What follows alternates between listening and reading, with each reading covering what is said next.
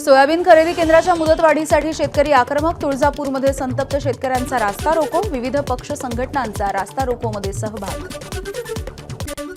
चंद्रपूरच्या ब्रह्मपुरी तालुक्यामध्ये मांगली गावामधल्या एका पोल्ट्री फार्ममध्ये आढळले बर्ड फ्लूचे विषाणू. 10 किलोमीटर परिसरामधलं क्षेत्र अलर्ट झोन म्हणून घोषित. संसर्गाचा प्रसार होऊ नये म्हणून कोंबड्या नष्ट करण्याची प्रक्रिया सुरू. जिल्हा परिषदेच्या शाळेमध्ये शिकणाऱ्या 4थी मधल्या मुलीची वर्ग शिक्षकाकडूनच छेडछाड आणि विनयभंग. जालन्यामधल्या शेवगा गावामधली घटना.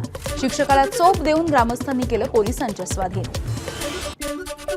अमरावतीच्या महिला बालविकास विभागाच्या मुख्य कार्यालयावरती अंगणवाडी सेविकांचा मोर्चा. विविध मागण्यांसाठी अंगणवाडी सेविका आक्रमक. मुख्यमंत्री लाडकी बहीण योजनेचं सर्वेक्षण न करण्याची भूमिका.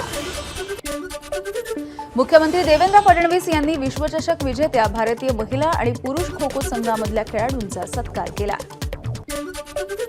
स्पॅनिश सरकारने कर्मचाऱ्यांचे आठवड्यामध्ये कामाचे तास 40 वरून 37 तासांपर्यंत केले कमी. कामगार मंत्री योलांडा डियाज यांनी सादर केला प्रस्ताव. गेल्या वर्षी कामाच्या तासांमध्ये कपात करण्याच्या विरोधात झाली होती निदर्शनं. एबीपी माझा, उघडा डोळे बघा नीट.